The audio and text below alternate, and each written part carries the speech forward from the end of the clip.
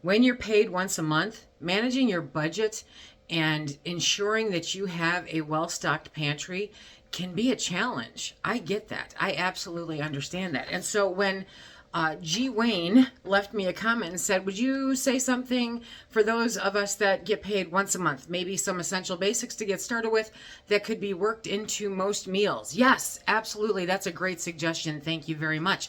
Because I think it's very valid. There are a lot of people that get paid once a month. Social Security disability, that's their actual pay period, whatever the case may be. Once a month paychecks are not as uncommon as you think. And so learning how to budget that out so that you're not short and completely broke and doing without for that final week, right? Or that final 2 weeks. But learning how to do that and how to have enough to stock your pantry and to build up a prepared pantry is a great thing to learn. So let's talk about that today. Hello, everybody, and welcome to SuttonsDaze. If you're new here, my name is Lisa, and we are all about pantry preparedness because I believe that your pantry is the best insurance that money can buy.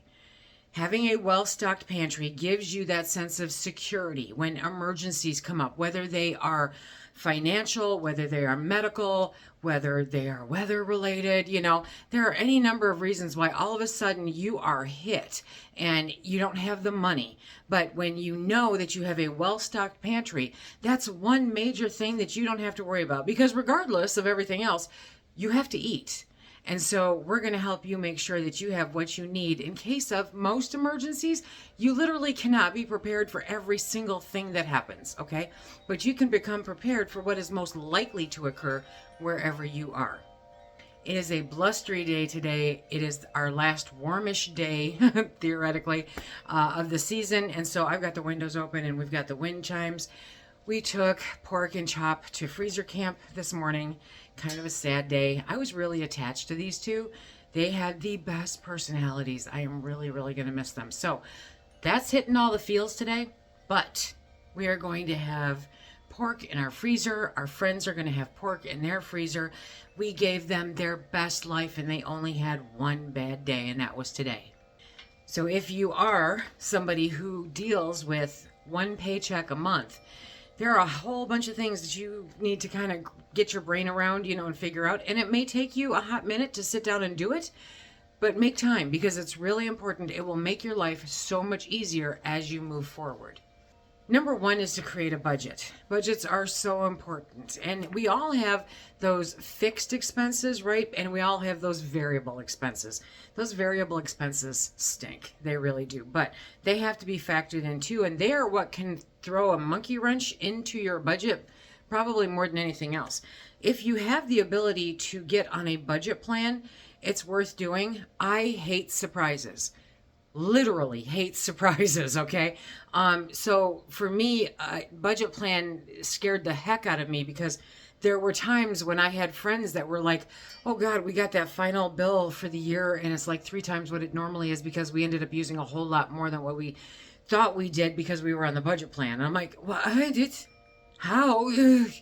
Hairball, okay? But it can be done. You can figure it out. You can stay within your parameters, You just have to stay on top of it. So number one is to create a budget plan. Divide your paycheck. Allocate specific amounts for bills, savings, pantry stocking, and emergency funds. That emergency fund is going to be really hard to put money into, and I get it, okay? When you think of, oh gosh, I can put it towards bills or I can put it towards stocking my pantry, but you want savings and emergency fund? Honestly, if it makes you feel better, make that the same thing, okay? Condense it down to one if it makes you feel better, and it doesn't have to be half your paycheck, okay? It needs to be just a little bit. Put $50 in there if you can. It's huge. It'll make a big difference. Give up a little something extra if you can. I know it's hard, and especially coming into the cold season where, honest to goodness, we're just, how can I be more comfortable? I get it. I do. But divide your paycheck into the different amounts. Bills, savings, pantry stocking, and emergency fund if you can. Set a pantry budget. That's your grocery budget, okay? Based on your needs and your family size, determine a set amount that you're going to dedicate to pantry purchases each month. So if your typical if I'm looking at 1 or 2 people, okay? So if your typical food bill is $200, $300 a month, okay, out of your income, then you're going to try to cut that back. You're going to give up the extravagances, okay? And you're going to take $50 of that and you're going to put it towards stocking the pantry, not just filling the refrigerator. You're going to put it towards buying the extra cans of tuna or buying the extra cans of soup, vegetables, whatever the case may be, and putting it up on the shelf, okay? Because that's how you do it slowly. That's how you do it effectively. You're not going to do it all at once. Don't even think that you are. It's not possible unless you are a multimillionaire, and then we're not having this conversation. You want to prioritize your essentials first. Super important, okay? Focus on items that will sustain you through the month and they have long shelf lives. So I'm going to link a few different videos to this video, but you want to take a look at those things that will serve you the best, the longest, the most nutritious, the longest. And I'm going to get up on my soapbox here for a second, okay? Get away from the manufactured food because it may be cheap, but it's not food and it does not last, okay? So if you can buy oatmeal or rice or pasta or beans, you can buy a lot more of those than you can frozen pizza or, you know, just not real food, okay? It's really, you have to figure out what is more important, and we'll tackle that a little bit later too. So then number one is create a budget plan. There you go. So those 3 things: divide your paycheck, set a pantry budget, prioritize essentials first. You're going to have to give a little, okay, but you'll end up getting a lot. Number 2 is to meal plan for the month. Holy Hannah, she keeps doing this meal planning thing. I'm not telling you that it has to be written in blood, but you need an idea of what you're going to consume, okay? That's how you know what you're going to buy, especially when you're looking at a month.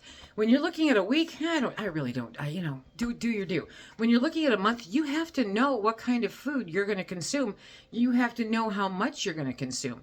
And if you don't know that straight off right now, you're going to get a really good idea pretty quick. And there's leftovers. Leftovers, there's nothing wrong with leftovers. Leftovers are typically better than the main meal of the day. It really is. So plan your meals in advance. Write down a monthly menu plan using ingredients you already have. So if you go through, inventory everything that's in your house right now, figure out some meals out of that stuff, right? And then you can create a meal plan based on those ingredients that you already have. Then build your shopping list around any gaps. Dime to a dollar for most of you is that you have food in your house that you're honestly just not aware of. You know, you're not 100% tuned into.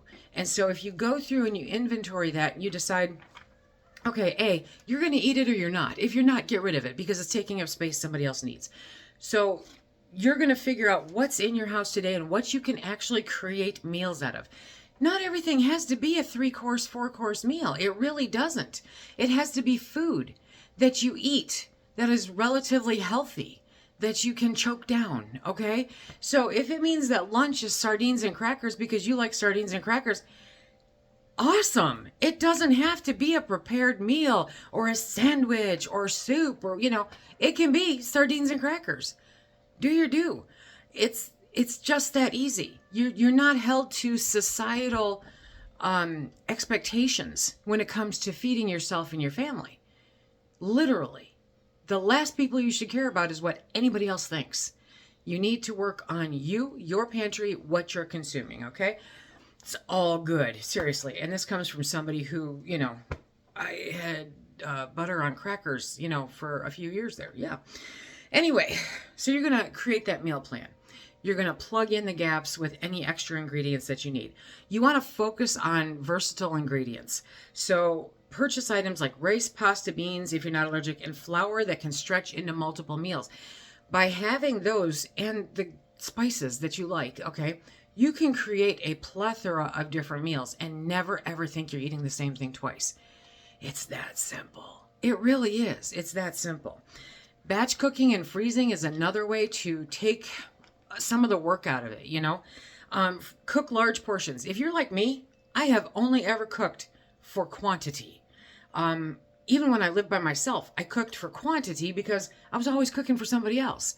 I cooked in a restaurant. I cooked in a bar. I cooked at home for other people. I made Thanksgiving dinner for 50 people one year because I enjoy cooking, And I was single as single could be. But that's okay. That's all good. If you like cooking, that's perfect. Cook large portions and freeze leftovers to spread them out across the month. I mean, make yourself a lasagna, okay? Portion that bad boy up into 4, 5 different servings. You've got lasagna every night, every week for a month. That's not a bad deal, okay? And pennies on the dollar. Pennies on the dollar. It really is. Stick it in the freezer, call it good. Oh my gosh, it's so good. And if you don't feel like heating it up in the oven, you can put it in the microwave. You can put it in the toaster oven. It's beautiful, right? So find different ways. So meal plan for the month. Plan your meals in advance. It's not that hard, okay? Focus on versatile ingredients and batch cook and freeze. Super simple, you guys. Number 3, you want to shop once and strategically. Oh, okay. Shopping, somewhere along the line, guilty. Shopping became a sport. It really did. Oh my gosh, I want to go shopping. Retail therapy. Okay, no, don't do it. Because honest to goodness, it serves nobody, except for the companies. So shop at the beginning of the month. If that's when you get paid, okay? So I say shop at the beginning of the month because there's so many people that get, it's standard, it's a joke, don't go to Walmart the first week of the month because it's inundated with everybody that got their Social Security checks or disability checks, whatever the case may be. It's mobbed, and so if you don't like crowds, that's a good time to stay away. But what I'm saying to do is to right after payday, do your primary shopping trip, okay, to stock up on pantry staples, fresh items, and perishables that will last. That's what you want to hit right after you get paid. Hit the sales in the bulk stores. Plan your trip to coincide with sales or buy in bulk when possible to save money over time. So depending on when things go on sale where you are here, I think it's Wednesdays for some reason. No, I'm trying to think of when it is. It really depends. I don't pay attention to Walmart sales because do they have sales? But like our local grocery store, it charges us 25% more than Walmart does, so I don't go to it. It puts their sales out on Saturday or something like that, Friday. Save a lot when they were in business. We'll put them out on Wednesday. I don't know when Meijer does it. So pay attention to that. You want to pay attention to when you get paid and when the sales cycle starts for where you do most of your shopping, okay? Use the coupons, use the discounts. They want my phone number. Honey, they got your phone number. They got your phone number a long time ago. That's the last thing you have to worry about. Does it tick me off that we have to beg for them to give us the lowest price instead of just giving us the lowest price? Yeah, I know it's how they collect data to see what's selling. Blah, blah, blah, blah. I shouldn't have to work so hard for it, okay? Let me give you my money in exchange for the best price without having to do cartwheels because I'm too old for cartwheels. But if possible, use coupon apps and loyalty programs to get the best deals. Do what you got to do. It makes sense. They got your phone number. Trust me. They don't care. So create a budget plan, meal plan for the month, shop once strategically. Now, I know I say to shop right after you get paid. Right after you get paid, pay the other bills first, okay? So, pay the gas, pay the electric, pay the water, pay the house, pay the insurance, and then jump in there and go grocery shopping. Number 4, stock up on long shelf life items.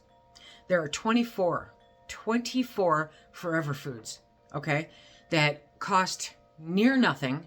They are the cheapest foods out there. They will last forever.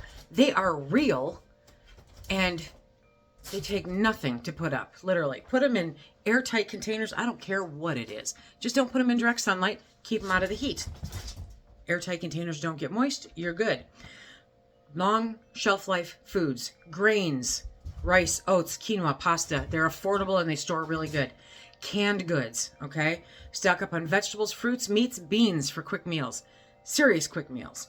Spices and oils, you gotta have them. Don't go crazy. No Chinese 5-spice when you only have one recipe that you've never really tried, okay? So spices and oils, don't overbuy. Flour, sugar, baking essentials. You're going to want some of those. Do you have to get a 50-pound bag? No. You can get a 4-pound bag. And next month you can get another 4-pound bag. Okay. Dried fruits and nuts. Finnegan. Dried fruits and nuts. These are great. These are great to have. So if you can catch them on sale, if you can catch a deal on them, some kind of dried fruits and nuts. Dried fruit can go into a mason jar or an airtight container. No oxygen absorber, no nothing. Okay, just put it in there, seal it up. You're good to go. It's got too much moisture to do vacuum sealing or oxygen absorbers. It has like 17% moisture. You need 10% or less. When it comes to nuts, put them in your freezer. They'll be good forever. Okay. Do that. They're great for snacking. They're quick energy. They last. It's a beautiful thing. Number 5, you want to create a mid-month refresh list. Say what? Yeah, a mid-month refresh list, okay? So you want fresh items. Okay, so towards the middle of the month, you may need a small refresh, right? For perishable items like milk, eggs, and fresh vegetables. I have found that I can go pretty darn long without fresh vegetables and fresh fruit. Milk and eggs, I could go forever without milk. Eggs, yeah, they're cheap. They're cheap and, good quality, healthy food. So save a little bit. Save a little bit depending on where you're at with that. If your taste preferences demand, I'm not kidding you, demand that you have fresh vegetables, all the time, this is going to cost you a little bit more. Yeah. Fresh fruit falls into the same thing. I have been on a grape kick lately. Did you know grapes are acidic? They are. And grapes cost a lot of money, even when they're on sale. And I'm like, I am blowing this month's food budget straight out of the atmosphere. I am on grapes. Hello. So I'm ratcheting that back hardcore. 1, because they're acidic. And 2, because they're expensive. Yeah. Use the canned stuff. Okay. Trust me, it's just as good. Okay. Use your freezer. Your freezer is going to be a huge mid-month refresh, thing. Yeah. Freeze portions of your fresh vegetables, meat, and bread after your first trip to stretch that freshness longer. This is so important. Number 2, I don't put my fresh vegetables in the freezer. I buy frozen vegetables to put in the freezer, okay? And honestly, you're getting a great bang for your buck. The bread, epic suggestion. If you're not making your own bread, if you are making your own bread, if you're not making your own bread, make your own bread. Seriously, it's not hard, okay? And then if you make too much, put it in the freezer. It will last longer. When the grandkids were little, we were going through 5 or 6 loaves of bread a week. Holy Hannah. So I would go buy 5 or 6 loaves of bread every week and put them in the freezer. And if I knew I was going to be too busy for a couple weeks, I'd buy double and I'd put them in the freezer. So we always had bread. Results will vary. There was one time, I don't even remember what kind it was, but I pulled it out of the freezer. I'm like, oh, this okay, whatever. But sometimes it's a miss. But most of the time, it's perfectly good. You can put this stuff, definitely the meat. Hit those manager specials, my friends. Hit them hard, okay? And put them in the freezer. Rewrap them if you feel inclined, but put them in the freezer. It's a great thing. If you are getting the vegetables for super, super, super cheap and they are a freezable kind of vegetable like broccoli or cauliflower, that kind of thing, put them in the freezer. Yes, okay? But only if you're getting them for really cheap. Otherwise, buy the stuff in the freezer section. It's honestly cheaper and portioned better for you, and it's good. Preserve what you can. Hi, welcome to SuttonsDaze. Okay, we're big into preserving food. I love preserving food. It is a passion. It is a passion of mine. So if you are a canner, and I hope that you are, preserved foods while they're in season or on sale, homemade jams, pickles, and canned vegetables can last months, years. Okay, pickles, a year. Jams, a year. Everything else, years. So that's a plural on that last one. And quite honestly, nobody in this world needs more information on how to make jam or jelly. There's more than enough. Okay. Number 2 is dehydrating and or freeze drying. If you get paid once a month and you have a freeze dryer, you are a rock star. Yes, you are. But maybe you're super lucky or you budgeted for it or whatever the case may be. So dehydrating or freeze drying, definitely. This is another way to take advantage of not throwing out leftovers. Okay. Freeze leftovers, pre-cooked meals, and bulk purchases or meats or veggies. Stick them in the freezer.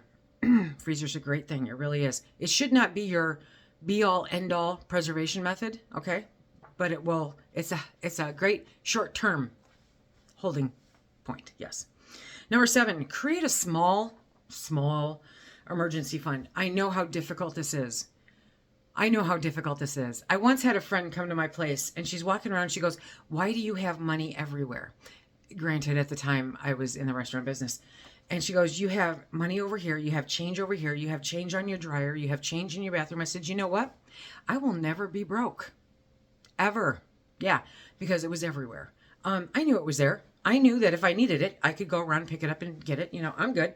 So I don't think that that's the best savings plan, but it's just one of those things where sometimes it's a matter of taking that change. Phil always puts his change into a jug. Phil has amassed quite a change collection, and it doesn't affect you for the most part. Save for unforeseen expenses. Say that 10 times. Yeah. Set aside a portion of your paycheck each month for emergencies, even if it's just a little bit, even if it's only $5, okay? I have a separate savings account, and I got a bonus amount of money in it one time, and I said, "You know what? I'm putting that in the savings account." So it was $500, and I'm like, "Oh, I got $500 in the savings account. I am a rock star. Everybody dance with me, okay?" No. And it sat there for 2 months, and then an emergency happened. And I had $500 in that savings account. It was, it wasn't there after that. But so it's going to prevent you from dipping into your food budget if something unexpected happens. Really. It's like an emergency insurance for your food budget. Yeah. Emergency pantry, that's another thing. Gradually build a stockpile of essential items like water, rice, beans, canned goods, and basic medicines that can be accessed in case of a financial emergency. I've been there. You guys have heard me say, okay, air pop popcorn for a week was my menu. I've been so broke where I was juggling rent, utilities, and I ended up getting the flu that put me down on my back for a week. If it wasn't for a coworker who cared whether I lived or died, okay, I wouldn't have eaten. Yeah, I wouldn't have eaten. I've been there. I know how hard it is. And so taking some extra little steps, giving up a little something on the front end, will make that back end, if that emergency ever crops up, it'll make it that much easier to get through and to recover from. Number 8, we're going to focus on inexpensive but nutritious foods. That means no Twinkies. You heard me, okay? Beans and legumes. They're affordable sources of protein, unless you're allergic, of course, in which case, consider alternative stuff. You know what the alternative stuff is. Eggs and dairy. Eggs are expensive. Eggs are a hell of a lot cheaper than a steak, okay? So eggs are not that expensive when you break it down. They offer protein and calcium and can be included in a ton of different meals. If it's a choice between, taking some frozen spinach out of the freezer with a little bit of cheese and a couple of eggs and whipping yourself up either a scramble or an omelet and a piece of toast, that's a heck of dinner, guys. It really is. So, it's that or cold cereal. I'd rather have the omelet, honestly, and it's healthier for you too. I want you guys to live for a while. Hang with me. Frozen fruits and vegetables are often more affordable, like I said, than fresh, and they last so much longer. Yes, they do. Potatoes and root vegetables. I'm telling you, I got sweet potatoes here now on the counter for 4 weeks. Yep. They're affordable, they're filling, they're long-lasting. If you're diabetic, you cannot eat copious amounts. That's the way diabetes works, okay? You figure out what you can eat. That's how life works. Number 9, build a backup pantry. That's what this is all about, okay? Start small each month. How do you eat an elephant? One bite at a time. Each month, buy an extra can of food or an extra bag of pasta to gradually build up a small backup pantry that can carry you through lean months. So if you know that, January, the car plates are due and I'm going to be short about $150. So I need to be able to pull that out of my grocery budget. Okay, we can do this because I have done small amounts of stocking up, for the last 6 months. I can do this. I don't have to spend as much on groceries because I have all this food in my pantry. And guess what? You're supposed to rotate through it anyway. Bonus, okay? Rotate your stock, okay? Make sure you're eating what you buy so that your food stays fresh and nothing goes to waste. Nothing is more of a waste of money than letting food go to waste. 40% of the food purchased in this country ends up in the landfill. It goes to waste, which tells me some people are getting paid too much, okay? Because anybody that's broke doesn't let food go to waste. Store properly. I have a million opinions. Hang on with me. You'll hear them eventually. Store properly. Keep dry goods in airtight containers. You guys know this, right? And store canned goods in cool, dark, and dry places to ensure they last. That means that cool, dark, and dry means that they will have the most nutrition and that they are not exposed to light, which will deplete them of nutrition also, and that they'll last a good long time because their temperature's not going all wonky and nothing's rusting out because it's wet. It's a beautiful thing. It's a great combination. What happens if I live in Florida and I literally have no air conditioning? It's not going to last for a year or two. It's going to last for 6 months. That's fine. Know your parameters, okay? You've got them. I can't speak to everyone because I live in Michigan. Number 10, you're going to assess and adjust each month. I mean, every single month. Guess what? You got something to do. Yeah, okay. You got something to do. You're going to sit down and you're going to go, this is what I planned on for last month.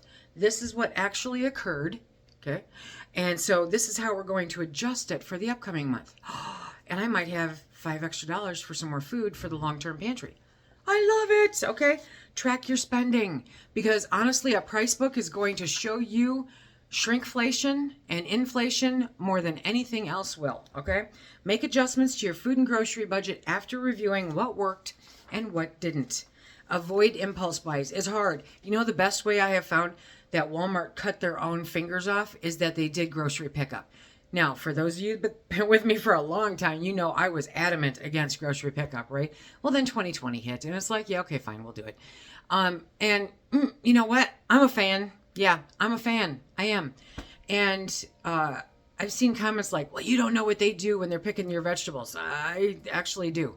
So I'm comfortable with it. I've seen it. I've only been disappointed one time, and that's because I thought I would get bigger acorn squash. Okay? Adjust, pivot. You're good. So avoid impulse buys. Stick to your list when you're shopping. And if you do grocery pickup, it's really hard not to stick to your list, right? Reduce the food waste, you guys. Use your leftovers creatively to avoid throwing away food. Every time you throw away food, you might as well be grabbing a dollar bill and lighting it on fire. It doesn't have that great effect like sparklers do, okay? It's really anticlimactic, so don't do it. I'm going to link a video that will show you how $40 can purchase a month's worth of food that can be creatively spent making good, wholesome, real food meals, okay? Or putting in your long-term pantry to make those real food meals at a later date. If you want to check out that video, check it out right here.